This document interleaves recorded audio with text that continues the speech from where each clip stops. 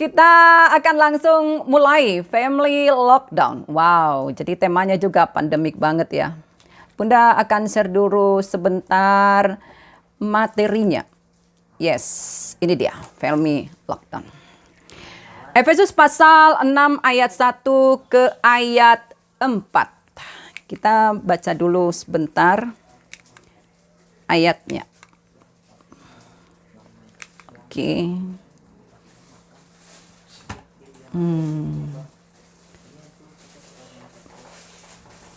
Ya.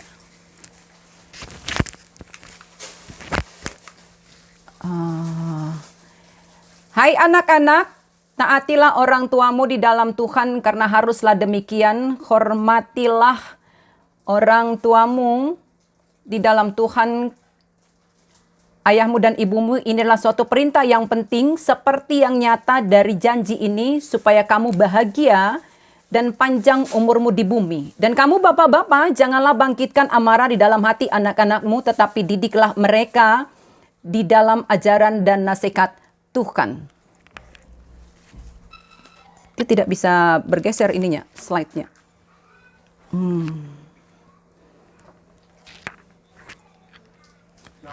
Iya, stop share dulu sebentar, Bang. Pak, stop share. Oke.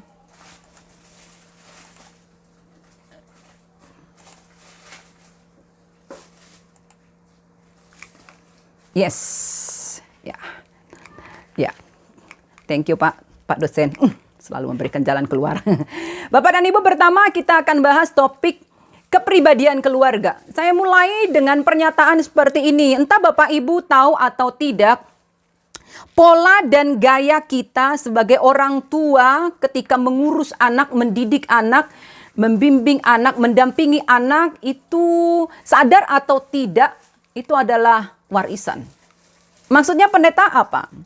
Bagaimana dulu orang tua saya memperlakukan saya pun tanda kutip cenderung seperti itu memperlakukan anak-anak saya. Itu sebabnya kita sering berkata kepada anak-anak kita, Bapak Rasnande, ayo siapa yang mengatakan ini? Dulu papa, dulu mama, ayo acungkan jempolnya. Siapa yang pernah seperti ini ya kepada anak-anak? Jangan-jangan sering. Jadi kalau anak-anak agak-agak sulit sedikit untuk diarahkan, papa dulu bla bla bla bla, mama dulu bla bla bla bla.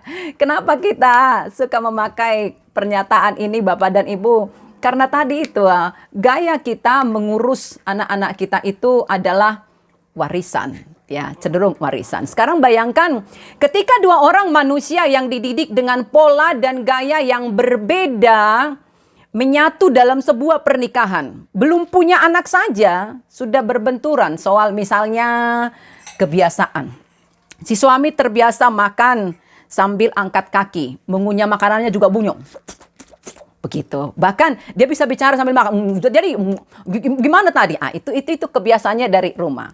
Sementara ya istri terbiasa kalau makan itu duduk sopan, mengunyah dalam senyap 32 kali bahkan. Karena itu sudah terbiasa dari keluarganya. Nah, menikahlah mereka. Menikah nih bisa jadi selera si istri itu hilang melihat tingkah suaminya.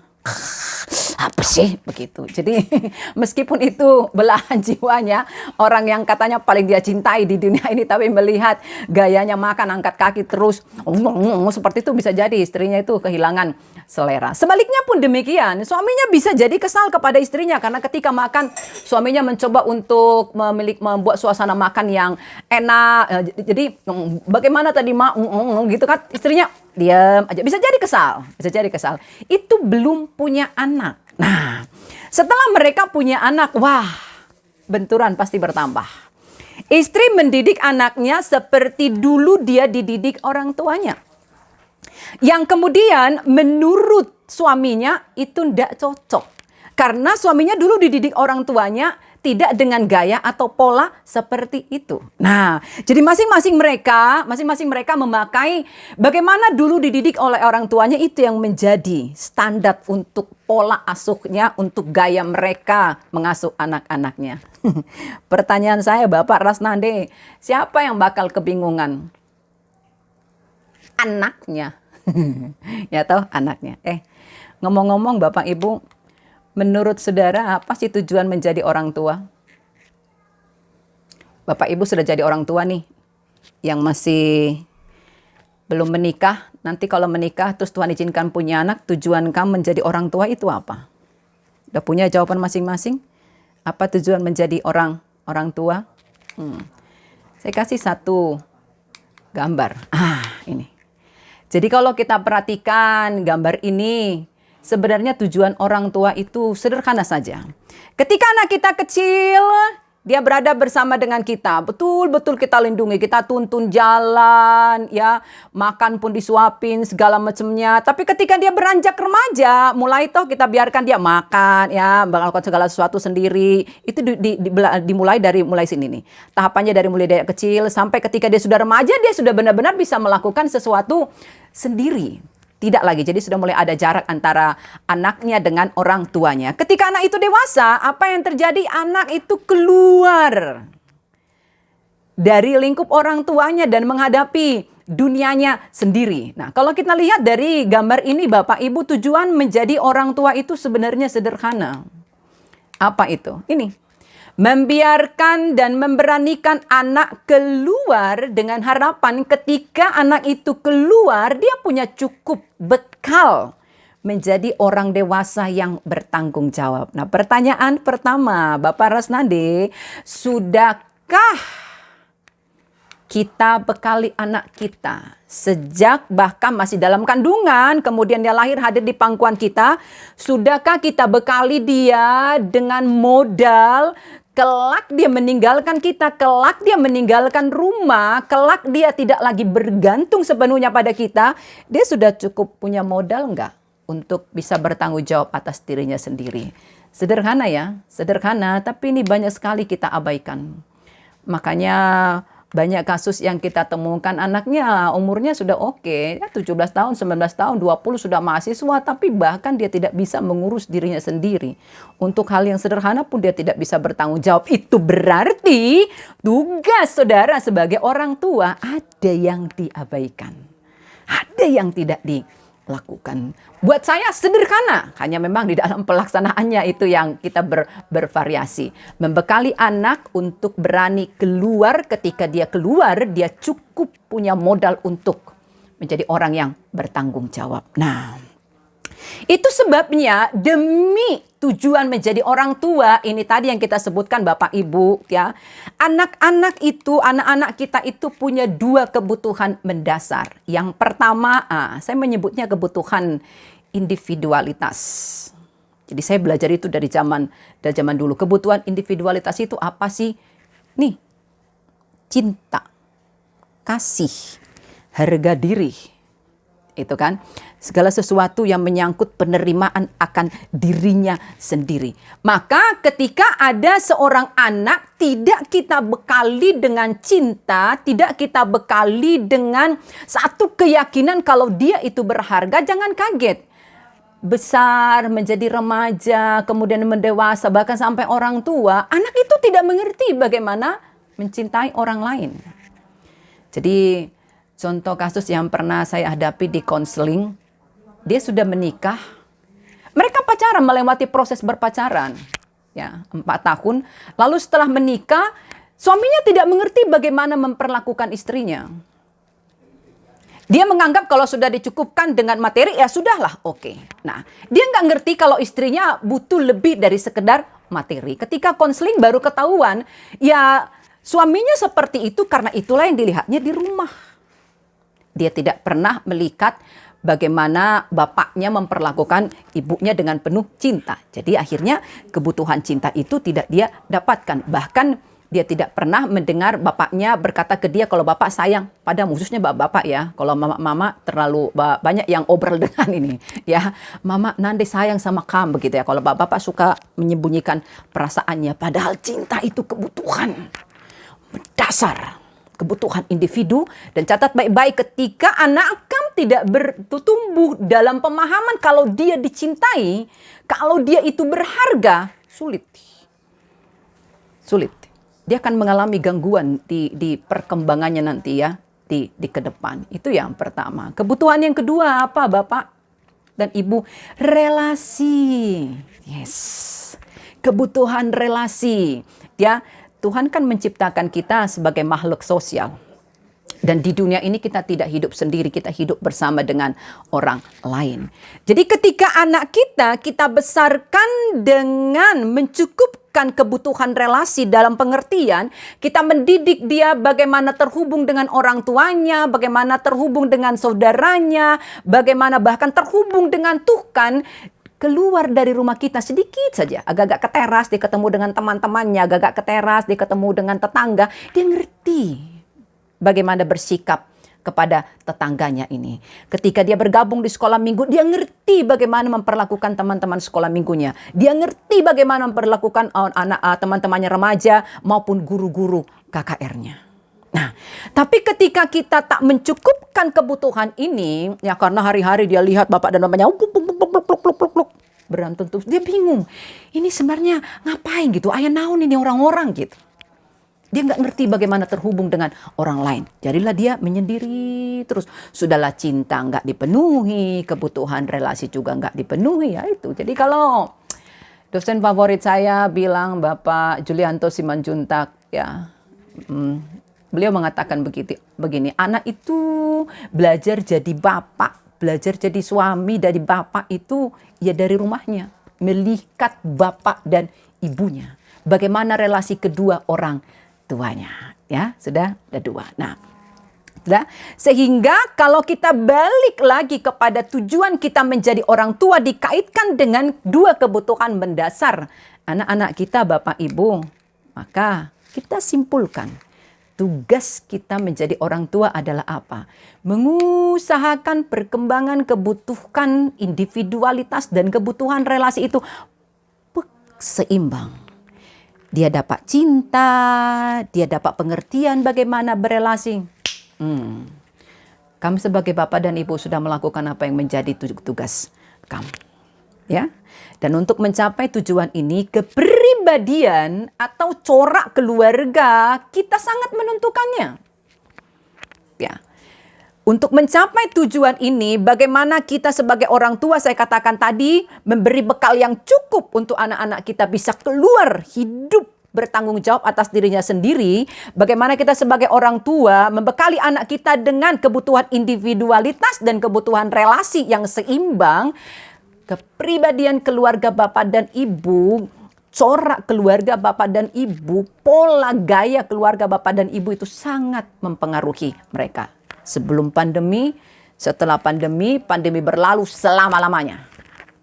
Itu mempengaruhi. Nah, kita coba lihat dulu Bapak Ibu ya, beberapa contoh gaya atau kepribadian keluarga. Nanti Bapak Ibu sambil introspeksi, berevaluasi gaya keluargaku yang seperti apa ya, begitu.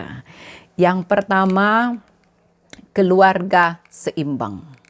Ya. Sudah jelas lah, inilah yang ideal. Kita langsung bicarakan lah yang ideal. Ya. Keluarga seimbang itu seperti apa sih pendeta?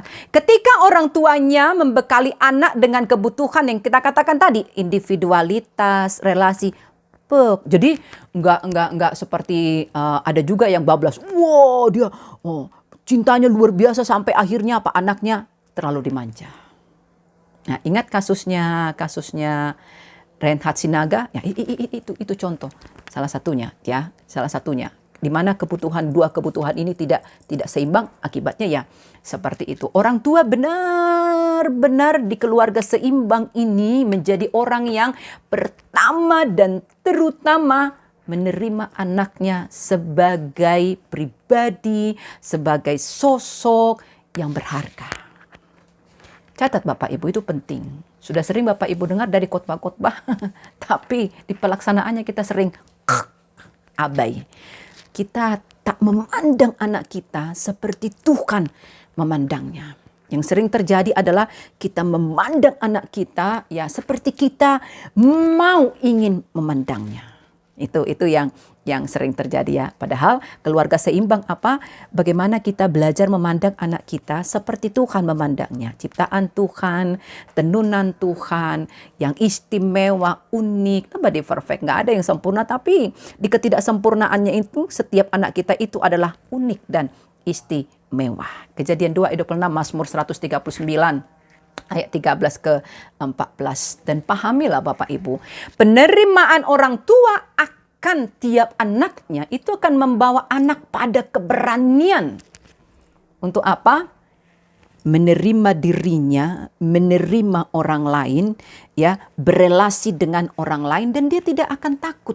Meskipun dia temukan, wih, gue berbeda dari yang lain, dia nggak akan takut. Karena kenapa? Dia tahu persis oleh keluarganya sudah tertanam di hatinya sejak kecil, dia berharga, dia istimewa. Maka meskipun misalkan talenta dia cuma 3, anak yang lain ditemukannya temannya ada 5, dia nggak akan minder, dia akan happy, bahagia dengan dirinya sendiri. Nah, yang kedua, corak yang kedua, keluarga kuasa. Seperti apa itu? Nah, ini dia. Keluarga di mana bapak dan ibu memaksakan kekuasaannya, powernya sebagai orang tua Lumi. Ini orang tua Kam. Orang tua Kam yang mengandung, melahirkan, bertaruhnya. Kayak kira begitulah. Jadi berdasar pada itu anaknya ditekan untuk bagaimana? Ya, selalu apapun ikut. Nah, menurut Bapak Ibu kira-kira apa dampaknya kepada anak ketika bapak dan ibunya di keluarga kuasa ini terlalu menekankan powernya sebagai bapak, powernya sebagai ibu? Anak akan bertumbuh tidak memiliki rasa aman. Dia akan bahkan lihat bapaknya pun dia ketakutan. Waduh Bapak, kalau anak kamu sudah takut melihat kamu tanda kutip dalam pengertian negatif itu sudah berbahaya sekali. Ya, begitu mendengarkan bapaknya akan pulang saja sudah keringat dingin dia. Cepat-cepatlah hubungi bapak lah harga kembarannya. Ada yang salah dalam diri kami itu. Ya, langsunglah konseling pribadi. Apalagi kalau misalnya sama dengan ibu-ibu. Kalau anak ibu Nande sudah ketakutan melihat Nande, ya begitu. Ya kan? Anak bapak dan ibu itu akan kemanapun dia akan selalu ketakutan. Nah, jadi mau jadi apa deh kalau sudah ketakutan? Apalagi di pandemi ini harus PJJ. Cepat belajar, blok. Meskipun gurunya luar biasa menjelaskan materi, tapi karena bapak dan ibu sudah pegang pentungan, nggak usah pegang, nggak ngomong apa-apa, cuma pegang pentungan, tapi mukanya dipasang. Awas ya, dikasih makan, udah weh. Biar profesor yang ngajari dia lewat. Karena dia nggak akan bisa fokus. Keluarga kuasa. Nah, yang ketiga, semoga di GBKP Bogor nggak ada yang macam itu ya. Keluarga protektif. Ini nih. Kalau istilah anak-anak muda zaman now, keluarga di mana orang tuanya lebay. Lebay, istilah anak zaman now. Anak tidak dibiarkan mengembangkan rasa percaya dirinya, bahkan cenderung dibawa kepada pemikiran apa? Kami tuh nggak bisa naku, kami tuh nggak bisa ini, kami tuh nggak bisa begini, ini begini, ini begitu. Wow. Jadi yang anak-anaknya masih kecil-kecil, anak kamu agak-agak manjat pagar, agak manjat kusen jendela sedikit, tak apa-apa lah, biar kena aja lah. Agak jatuh dia berasakannya, tahu dia sakit itu apa. Anak kalau belajar luka itu apa, rasa sakit itu apa, besarnya dia juga akan mengerti. Apa arti dipulihkan, apa arti menjaga diri.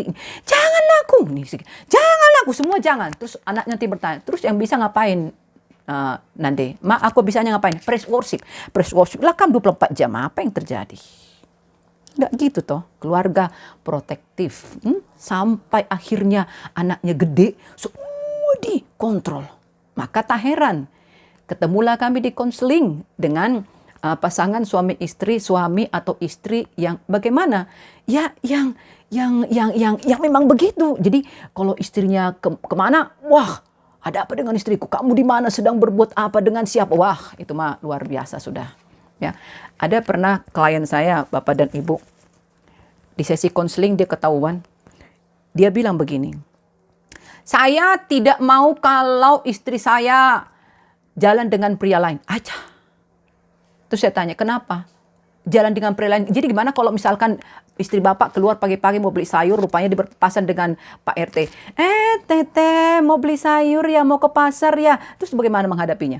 Kalau nggak Pak RT-nya di depan, Pak RT-nya di belakang. Pokoknya saya tidak mau lihat istri saya jalan bareng dengan pria manapun. Ya, luar biasa banget ya. Bahkan kalau hidup di hutan pun mereka akan ada waktunya istrinya jalan juga dengan singa kali. Ya, dengan beruang kali, begitulah. Jadi itu efek dari keluarga apa yang protektif. Ya. Lalu yang berikutnya keluarga apa? Keluarga kacau. Udahlah dari sebutannya aja sudah tahu lah kita kira-kira keluarga ini seperti apa Bapak Ibu ya. Keluarga kacau. Keluarga yang tidak saling mengurus lah. Anak lahir, sudah puji Tuhan lahir. Anak hidup, sudah puji Tuhan lagi hidup. Bernapas, masih bernapas. Istri masih bernapas. Suami bernapas, sudah. Kagak ada relasi. Dan ada banyak keluarga sekarang ini, bahkan keluarga Kristen. Statusnya masih suami istri, orang tua dan anak. Tetapi nggak ada relasi.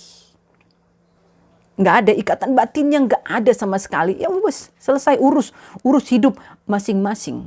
Itu makanya jangan heran kalau keluarga itu cukup berada, mereka bisa membayar babysitter atau pembantu 2, 3, 4 segala macamnya. Akhirnya anaknya lebih dekat dengan pembantu daripada orang tuanya karena terlalu sibuk mengurus diri sendiri. Nah, ya, yang terakhir keluarga simbiotis. Yang terakhir. Ini adalah model keluarga yang berpikir apa? Gue itu lemah, nggak bisa tanpa lu. Lu juga begitu, nggak bisa tanpa gue. Jadi keluarga ini seperti ini. Kemana-mana sama. Kagak boleh sendiri. Nanti kenapa begitu loh. Jadi nggak cuma bajunya yang seragam, tapi mobilnya maunya seragam, sepedanya seragam, motornya seragam, piringnya seragam. Karena mereka terjebak dalam pikiran, gue nggak bisa sendiri, kudu rame-rame. Bapak Ibu bayangkan model keluarga seperti ini, kelak anaknya menikah seperti apa? Terjadilah yang sering terjadi, ya, yang datang konseling, ya kan? Ributlah rumah tangga anaknya karena kenapa? Intimidasi campur tangan dari orang tua, dari mertua itu sangat banyak. Menu yang mau dimasak hari ini pun diatur oleh mama dari suaminya. Kayak mana lah kayak gitu? Nggak tertekan batin, kena lah TBC ya kan, pengantin baru udah kena TBC, tekanan batin cinta. Karena apa ya kayak begini nih, keluarga simbiotis ini semua diurus. Oke, itu dia. Jadi Bapak dan Ibu di mana? Semoga di model keluarga yang pertama tadi seimbang, pandemi atau tidak pandemi kita seimbang. Kita masuk ke topik kedua sesuai dengan tusarnya, keluarga yang harmonis. Itu seperti apa sih? Ini. Balik kedua kebutuhan yang tadi. Seimbang dia. Ada interaksi, ya. Ada relasi antara orang tua dengan anak. Itu. Jadi orang tua bisa bertanggung jawab dan dipercaya, mereka proaktif tapi tidak reaktif, ya. Jadi orang tua itu terlibat memang dalam pendidikan anaknya, terlibat dalam keseharian anaknya, tetapi mereka juga membiarkan anaknya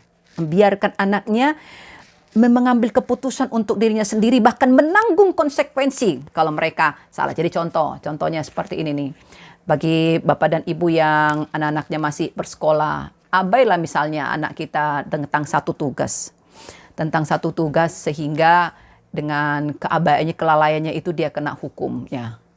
Saya pribadi ada waktunya saya biarkan begitu. Dalam pengertian dibiarkan, ya kamu sekarang tahu kan efek dari lalai itu apa, ada konsekuensinya, tanggunglah konsekuensinya dengan damai. Jadi nggak langsung segala-galanya, wih gurunya bla bla bla bla bla, nggak seperti itu. Setelah PJJ ini Bapak Rasnandi sudah mulai paham lah ya betapa menjadi guru itu ternyata tidak ringan ya. Berat ternyata ya. Jadi kalau sebelum pandemi ini Bapak dan Ibu sibuk kali mengkritik guru, setelah pandemi ini ngerasalah bagaimana tidak mudahnya Bapak dan Ibu guru anak-anak kita mendidik setiap anak-anak kita tersebut. Jadi keluarga yang harmonis itu bagaimana Bapak dan Ibu melakukan tugas dan tanggung jawabnya, dan anak juga seperti itu. Anak hidup dalam penghormatan kepada orang tua juga hidup di dalam apa? Cinta kasih dan tanda kutip penghormatan serta penghargaan kepada anak-anaknya. Jadi prinsipnya kalau dosen favorit saya tadi mengatakan seperti ini, saya sangat menghidupi apa yang dikatakan oleh beliau. Yang beliau katakan ini dia Bapak Ibu. Anak bisa menimbulkan masalah, tapi anak Bapak dan Ibu bukan masalah. Amin kan. Bisa menimbulkan masalah. Apa contoh masalah yang bisa ditimbulkan oleh anak? Mama nande jadi stres. Habis diajarin begini. Kok nggak kunjung-kunjung? Bisa ya kalau nggak kunjung-kunjung paham ya? Betul ya. bisa seperti itu, tapi pahamilah anak bapak dan ibu itu bukan masalah.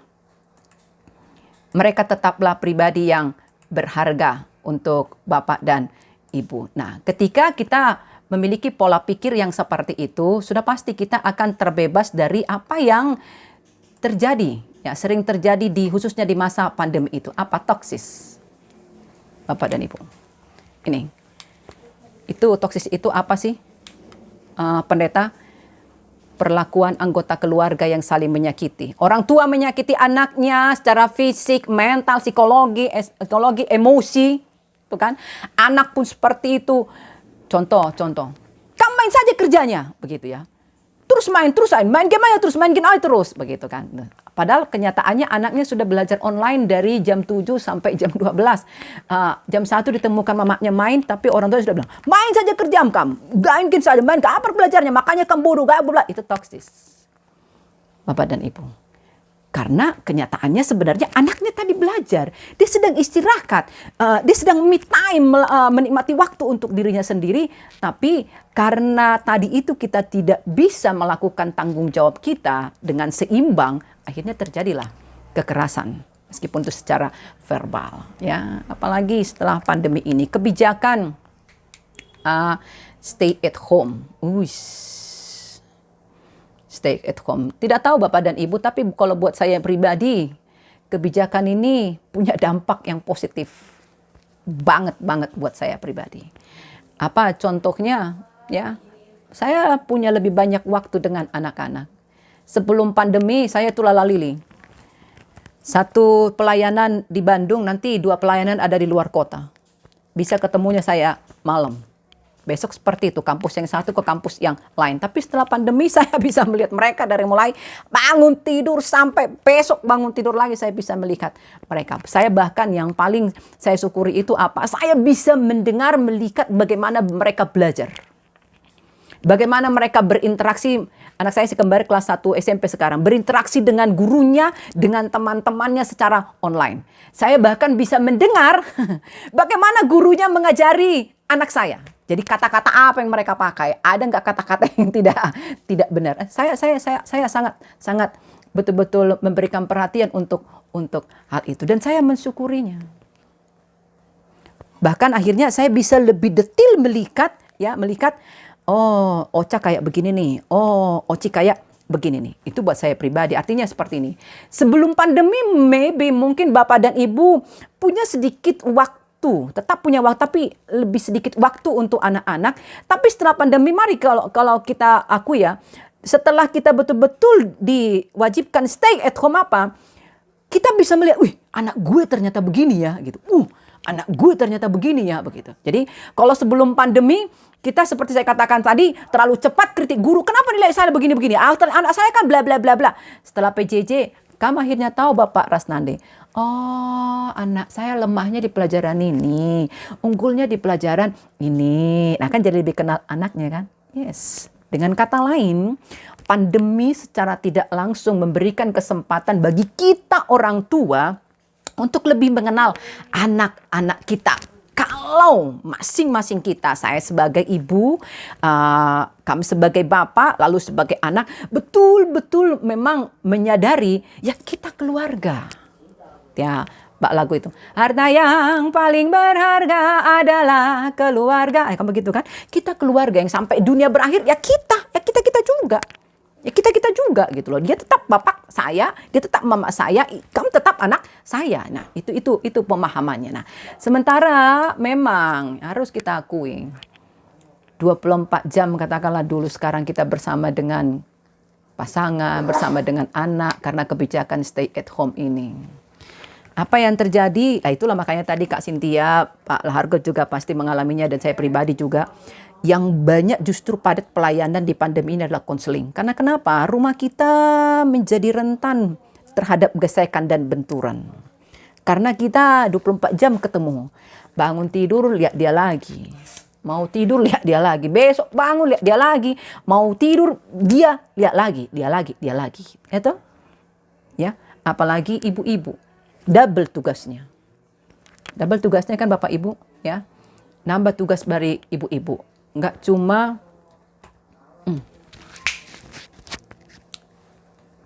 cuma lagi urusan dapur. Oke. Suara Bunda terdengar lagi? Terdengar? Nggak cuma urusan dapur, tapi sudah harus ikut menjadi guru bagi anak-anak. Ya, mengambil alih menjadi guru. Belum lagi soal teknologi. Sebelumnya nande-nandenya taunya cuma Facebook, Instagram, ya posting-posting status. Sekarang harus menghadapi pelajaran anaknya. Itu bisa menimbulkan stres bagi para orang tua. Dan kalau sudah stres, ya itu relasi menjadi terganggu Bapak dan Ibu. Nah, itu semua membawa kita pada kemungkinan terjadinya toksis atau kekerasan di dalam rumah tangga.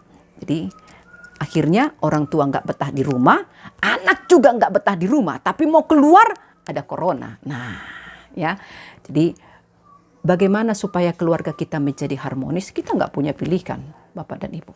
Supaya harmonis, masing-masing keluarga itu, anggota keluarga memang harus berfungsi. Anak berfungsi sebagai anak, fungsinya di mana?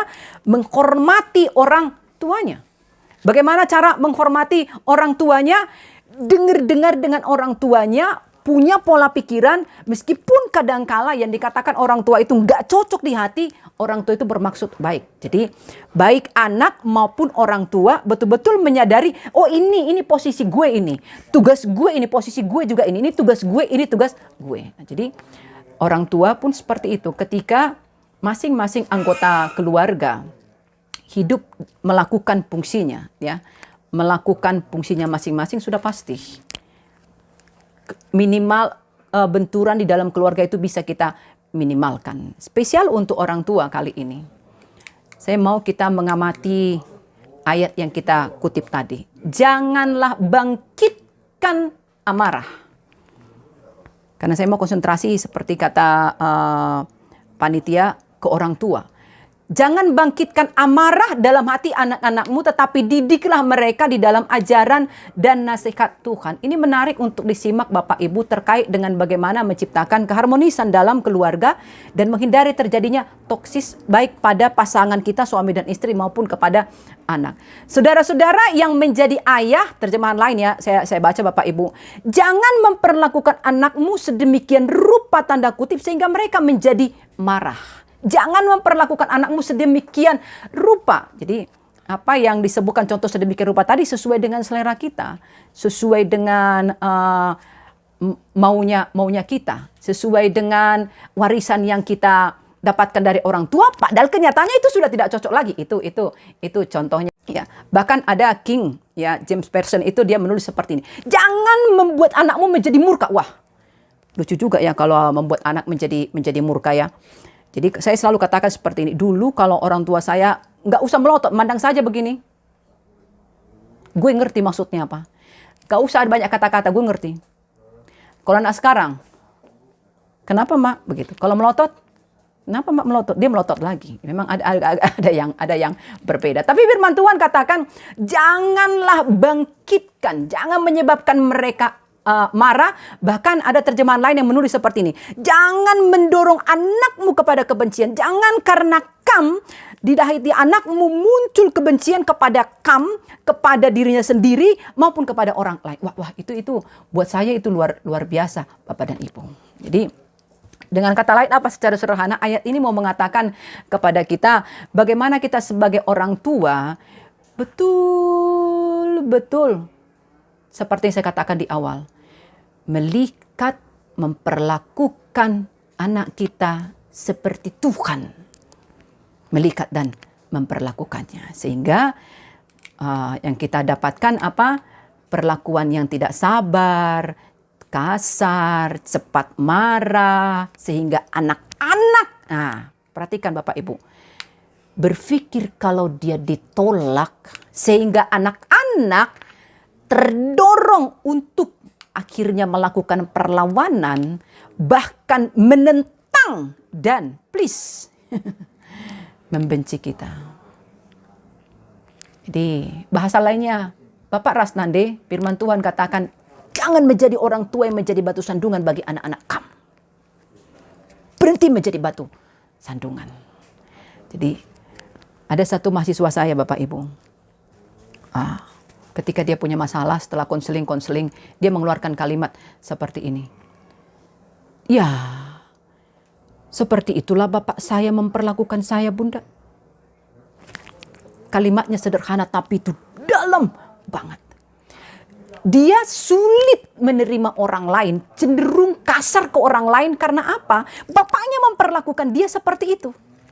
Tapi bapaknya kalau orang tua biasanya kalau kita konfirmasi, Bapak dan Ibu anaknya seperti, saya pun nggak ngerti lah kenapa anak saya begitu. Sudah saya ajarinya dia begini dan begitu. Kok nggak ngerti-ngerti? Padahal justru caranya mendidik itu yang membuat anaknya jadi seperti itu. Ini tolong perhatikan. Ketika kita tak sabar, ketika kita kasar, cepat marah kepada anak-anak, dia bisa ini nih, berpikir, gue ditolak nih.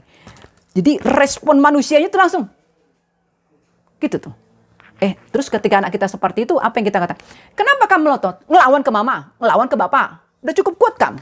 Udah cukup? Udah cukup? Udah bisa? Nah, padahal apa? Kita yang memulainya. Kita kan cermin untuk anak, Bapak dan Ibu ya. Nah ini, ditolak. Digerakkan untuk melawan, menentang. Dan bahkan akhirnya anak itu mengerti, membenci itu seperti apa dari kita, Bapak dan Ibu. Itu sebabnya tadi Alkitab katakan apa? Hai anak-anak, hormatilah. Jadi sederhana. Kamu mau Bapak Ibu anak akan mengerti arti menghormati itu seperti apa? Maka hormatilah anak-anak kamu. Keinginannya hormati, ketika kamu temukan itu kayaknya nggak cocok, ada cara yang lain untuk mengatakan itu tidak cocok. Tanpa harus, bodoh kali kamu nggak tahu, itu nggak cocok, itu tuh nggak benar, bodoh kali kamu. Toksis itu Bapak dan Ibu. Bodoh kali kamu. Kalau kita katakan toksis itu bahasa psikologinya lah. Kalau kita katakan apa? Itu kutukan Bapak dan Ibu. Bodoh kali mang kamu nggak punya otak kamu ya. Apa kamu nggak tahu itu keinginan kamu itu nggak benar bla bla bla. Langsung dia. Oh ya emang bodoh gue ya. Gue nggak bisa mikir ya apa yang baik untuk gue. Emang bodoh gue. Besok lusa kejarin lagi. Kamu nggak bisa mikir apa sih? Mikir dong kira-kira apa yang baik untuk kamu. Ya orang kemarin kamu udah bilang dia bodoh. Sekarang kayak malah lagi dia mau berpikir pun dia udah nggak berani lagi mengatakan apa yang dipikirkannya. Udah lihat Bapak dan Ibu. Please. Sudah. Kalau kamu para orang tua ingin anak kamu ya paham bagaimana cara memperlakukan kamu. Perlakukan juga dia seperti itu. Jadi kalau firman Tuhan katakan apa Lukas 6 ayat 31, apa yang kau inginkan dilakukan orang padamu, lakukan. Saya sangat menghidupi seperti ini. Semua kebaikan di dunia ini dimulai dari saya. Saya tidak perlu menunggunya dari orang lain. Karena itu kebaikan itu Tuhan kasih ke saya. Jadi kalau saya pengen orang lain itu senyum ke saya senyum duluan. Senyumnya enggak kayak begitu. Senyumnya full. Begitu. Jadi kalau saya pengen didengar orang lain, saya belajar untuk mendengarkan orang lain. Ke anak pun begitu. Bapak Ibu. Yang sering terjadi kita ini seperti apa? Dengarkan mama, dengarkan papa. Bulak. Lalu dia diam, didengarin. Gak bisa ngomong, gak punya mulut. Jawab mama. Baru dijawab. Jawab lagi kau, menjawab lagi kamu kan. Menjawab lagi. Lalu anak kita harus macam mana Bapak dan Ibu? Simak ini. Hai bapak. Hai ibu-ibu. Jangan bangkitkan. Jangan taburkan bibit. Apa ya? Sehingga dia ngerti, oh caranya melawan kayak begini. Caranya menentang kayak begini. Jangan, kata Alkitab. Kenapa? Tuhan berikan anak itu supaya lewat kehidupan kita orang tua, anak itu diberkati Bapak Ibu. Bukan dikutuk. Jadi kalau kami orang Batak bilang, ada sini orang Batak Toba, nggak tahu orang Batak Karo. Pemahaman kami orang Batak bilang, orang tua itu adalah Tuhan yang kelihatan. Kalau tampilan Tuhan itu adalah kasar, seram, Tapi kamu berharap anak kamu hidup dalam rasa percaya kepada Tuhan. Kayak mana caranya? Orang bapak kedagingan yang tengoknya di dunia ini dengan mata kepalanya pun kayak gitu tampilannya. Anak kamu akan sulit menemukan hati Bapak surgawi itu seperti apa. Dengan kata lain apa Bapak dan Ibu? Ya, anak kamu kalau kamu rindukan dia punya pengenalan akan Tuhan. Berdirilah seperti seharusnya memang kamu sebagai orang tua di mana dalam diri kamu itu memang hidup Tuhan. Maka anak kamu akan temukan ini Tuhan, lihat kamu ini Tuhan. Baru cakep. Bapak dan Ibu.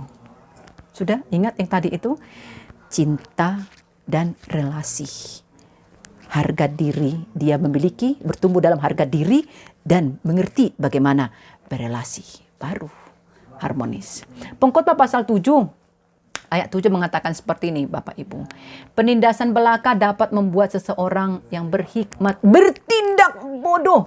Sebenarnya anak-anak kita itu Tuhan tenun dengan talenta, dengan potensi yang luar biasa. Tapi karena kita memperlakukannya tidak dengan baik, terus menjadi batu sandungan, terus mengutuk kita dengan sikap dan kata-kata. Akhirnya anak kita jadi bodoh. Padahal dia potensinya luar biasa. Paham Bapak Ibu. Oke. Lalu topik yang berikutnya kita masuk. Ya. Oh iya. Sepertinya ada ya. Yes. Ada satu kutipan dari satu tokoh. Dia katakan seperti ini. Kenyataannya anak-anak adalah manusia. Mereka tidak seperti tanaman yang hanya menyambut lingkungannya secara pasif. Mereka bereaksi. Apa artinya Bapak Ibu? Apa artinya kalau kamu katakan sesuatu, mengertilah anak kamu itu bukan seperti tanaman. Sama-sama makhluk hidup, tapi Tuhan karuniakan kepada anak kamu itu potensi untuk bereaksi. Gitu loh. Pasti dia memberikan reaksi. Entah yang kamu katakan itu baik atau tidak baik, ada reaksinya. Nah, lalu pola asuh di masa pandemi. Saya mulai dengan kutipan seperti ini. Meskipun kita dipengaruhi oleh peristiwa-peristiwa dan situasi eksternal yang kuat dalam kehidupan kita di dunia, namun keluarga kita merupakan kelompok yang memiliki kekuatan paling besar mempengaruhi hidup. Sudah saya jelaskan dari tadi Bapak Ibu, sudah. Jadi kamu kelak berpikir membayangkan anak kamu seperti apa, itu tergantung dari bagaimana kamu memperlakukannya di rumah. Sudah? Ya. Seberapa besar pun lingkungan bisa mempengaruhi, tapi keluarga itu punya kekuatan yang besar untuk mempengaruhi kehidupan anak-anak kita. Kalau bicara pola asuh, apa sih artinya? Ya, sederhana lah. Ada ibu psikologi kita di sini. Pola asuh apa sih? Kalau menurut Kamus Bahasa Indonesia, ini dia. Menjaga, merawat, mendidik, membimbing, membantu, melatih, dan sebagainya. Jadi nggak cuma diawasi, tapi bertindak langsung, latih. Itu pola asuh. Nggak cuma menuntut harus nilai 100, tetapi ikut terlibat membimbing. Itu toh.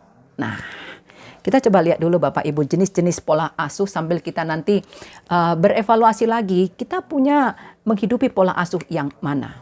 Yang pertama pola asuh otoriter. Pola asuh otoriter. Ini pola asuh disiplinnya tinggi. Karena bapaknya angkatan, polisi, tentara, atau bulangnya, opungnya tentara. Jadi bapaknya ini hidup dengan disiplin yang tinggi dari bapaknya. Sekarang anaknya pun dididiknya seperti itu. Tapi kasihnya minim. Contoh paling sederhana di pola asuh otoriter ini adalah kaum bapak yang sangat minim dan pelit memberikan pujian atau mengatakan sayang kepada anaknya. Itu ya, itu dia. Jadi orang tuanya itu berperan sebagai apa? Bos. Segalanya dikontrol oleh orang tuanya. Tipe pola asuh yang otoriter ini memiliki karakter seperti ini Bapak Ibu. Nah, ini dia. Menuntut anak menuruti semua aturan tanpa kompromi. Bangun jam 7. Tidur jam 8 malam. Kagak boleh lewat-lewat. Pokoknya jam 7. Mau badan anaknya nggak nyaman atau apapun alasannya. Pokoknya bangun jam 7. Tidur jam 8. Mau tugas masih ada atau tidak. Tidur tidur jam 8. Kira-kira seperti itu. Nah, tidak mempertimbangkan, ini. Anak yang orang tua yang anaknya masih kecil. Kalau bahkan meskipun anak-anak kamu belum misalkan pasti bercakap-cakap, kamu sudah harus mulai mengajak dia untuk atau belajar memutuskan sesuatu. Tanya, misalnya, kamu pengen yang mana anakku? Yang ini atau yang ini? Bantu dia untuk ini, ngambil keputusan. Itu penting. Itu penting. Dengan cara seperti itu anak kamu akan bertumbuh dalam pemahaman kalau memang dia dihargai. Ingat yang tadi. Pengen yang mana? Yang sering terjadi apa? Kita bawa anak kita keluar mau beli baju. Terus pelayannya mengatakan, ini bagus untukmu. Enggak bagus untuk anakku itu. Ini yang bagus, ini yang bagus. Langsung semua pilihannya yang jadi kepada anak-anaknya. Sama dengan kita ajak anak kita makan. Karena datang pelayannya, Bapak Ibu mau makan apa? Tanya bapaknya, tanya ibunya, tanya kakaknya. Giliran tanya kepada anak-anaknya yang masih kecil, adik mau makan. Dia nggak boleh makan ini, dia nggak boleh makan ini, dia nggak boleh makan ini. Dia makan ini. Padahal pelayan di restoran itu aja belajar menghargai anak saudara gitu lah dengan bertanya, adik pengen apa? Es krim rasa apa? Vanila atau coklat? Coklat saja. Vanila nggak terlalu enak. Buat anak kamu belum tentu. Yang otoriter, yang kayak begitulah. Ya, dari kecil, ya ajari anak kamu untuk mengambil keputusan supaya dia bertumbuh dalam pemahaman kalau dia dihargai. Gitu. Lalu yang ketiga apa? Memiliki ekspektasi tinggi terhadap anak-anaknya. Apalagi kalau misalnya orang tuanya itu punya impian di masa muda, ternyata itu tak tercapai. Dipaksa anaknya untuk memenuhi impian tersebut. Ada banyak orang tua yang terjebak di seperti itu, Bapak dan Ibu. Ya, lalu kita lihat pola asuh yang kedua, pola asuh permisif. Disiplin tidak ada, kasihnya besar. Jadi bablas nih. Anak dibiarkan melakukan terserah. Mak bilang, terserah anakku. Mak bilang, terserah anakku. Pak bilang, terserah anakku. Gitu. Semua serba boleh. Hubungan orang tua dan anak memiliki tingkat kehangatan yang katakanlah hangat memang, dekat memang, tapi nggak ada kontrol dari orang tua kepada anak. Nanti setelah anaknya melakukan sesuatu baru orang tuanya kaget. Kok? Gitu. Padahal dia kontrolnya dia tidak ada. Nah, apa yang terjadi di pola asuh ini? Ini dia Bapak Ibu. Memiliki sedikit aturan dilaksanakan dengan sangat longgar. Oke, kita bangun jam 7 ya, tapi nggak apa-apa lah. Kalau agak-agak masih malasnya, kedinginan kami, sudahlah jam 8 pun tak apa-apa lah. Sudahlah.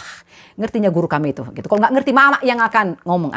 Itu tuh. Lalu yang kedua, tetap memenuhi segala kebutuhan anak dan menganggap anak lebih tahu yang terbaik untuk dirinya sendiri. Jarang memberikan hukuman. Nggak ada konsekuensinya ya untuk setiap kesalahan. Lebih banyak menuruti kemauan anak ketimbang memberikan panduan. Itu yang permisif. Lalu kita lihat yang pola asuh yang ketiga. Pola asuh di keluarga yang harmonis, di keluarga yang seimbang, pola asuh inilah yang terjadi, demokratis. Disiplinnya tinggi, kasihnya juga tinggi. Karena kenapa? Anak bisa bikin masalah, tapi anak saya bukan masalah. Nah, itu pemahamannya ya. Orang tua saya bisa bikin masalah, tapi orang tua saya bukan masalah. Nah, itu pola pikir yang hidup, yang berkembang di anggota keluarga. Ya, bagaimana karakter dari pola asuh ini Bapak Ibu? Ini dia. Hubungannya positif, hangat, ada aturan yang... Jadi saya dengan anak saya begitu. Oke, apa aturan yang mau kita pakai? Komitmen kita apa? Oke, mau main dari jam berapa ke jam berapa? Kalau melanggar apa? Ya, saya ajak mereka untuk membuat sendiri komitmen itu dan apa konsekuensi kalau komitmen itu dilanggar. Nah, itu dia Bapak Ibu. Orang tua bisa bersikap tegas dalam menerapkan aturan dan memberikan konsekuensi, tapi tetap mempertimbangkan pendapat anak dan perasaan anak. Jadi ketika saya akan menghukum anak saya, misalnya memberikan konsekuensi, saya jelaskan kepada dia kenapa saya menghukumnya. Dan ketika saya saya menghukum dia, perasaan yang nggak nyaman, saya pun merasa tidak nyaman. Ya, saya pun merasa tidak nyaman. Misalkan, nggak ada gadget berarti karena kita komitmennya tidak benar nih, tidak diikutin ini. Saya ikutan. Oke, ayo kita diam. Sama-sama diamlah dengan damai supaya anak saya paham. Ketika saya menghukum dia, saya pun ikut merasakan apa yang dia rasakan dan belajar dari hal itu. Saya berharap besok lusa dia lebih dimotivasi untuk apa? Memegang komitmen yang sudah kami buat bersama. Oke, yang selanjutnya Bapak Ibu kita lihat Pola asuh pengabaian. Disiplin tak ada, kasihnya pun tak ada. Ya sudahlah, seperti kata-kata yang penting hidup, yang penting sehat, masih bernapas, sudah selesai. Bayangkan. Nah, nih, ya, pola asuh pengabaian. Apa yang terjadi di pola asuh pengabaian ini Bapak Ibu? Tidak ada aturan, tidak ada hukuman. Anak diharapkan belajar memenuhi kebutuhannya sendiri. Sudah mama sediakan segala macam, sudah. Jarang ada komunikasi antara anak dengan orang tua. Wow. Bayangkan Bapak Ibu. Orang tuanya itu, anaknya itu, tapi tidak ada, saya katakan tadi, tidak ada relasi hati mereka sama sekali. Nah, pertanyaan saya, Bapak dan Ibu di pola asuh yang mana? Sebelum pandemi dan sesudah pandemi, Bapak Ibu di pola asuh yang mana? Amsal 22 ayat 15 mengatakan, kebodohan melekat pada hati orang muda, tapi tongkat didikan akan mengusir itu daripadanya. Dengan kata lain apa? Saya mencintai anak saya, tapi cinta itu buat saya punya dua sisi, keras dan lembut. Keras dan lembut. Kudu seimbang. Supaya anak saya pun belajar arti rasa sakit. Supaya anak saya pun belajar arti dipulihkan yang saya katakan tadi. Amsal 22 ayat 15. Sekali lagi Bapak Ibu di pola asuh yang mana Bapak Ibu? Sudah punya jawaban? Di pola asuh yang mana? Punya jawaban. Saya akhiri dengan memberikan beberapa tips di pola asuh. Ya, untuk pola asuh anak kita, dan saya berharap kita berkembang di pola asuh yang demokratis tadi. Bagaimana tipsnya supaya itu bisa kita lakukan? Yang pertama, khususnya ya, karena di pandemi ini, spesial lagi di pandemi ini Bapak Ibu, karena survei dari Kementerian Pemberdayaan Perempuan dan Perlindungan Anak menunjukkan kekerasan di rumah tangga justru meningkat selama pandemi ini Bapak dan Ibu. Lalu mereka memberikan 10 tips seperti ini. Yang pertama, berikan pujian dan apresiasi. Anak kamu bisa menyimpan piringnya ke tempat piring kotor.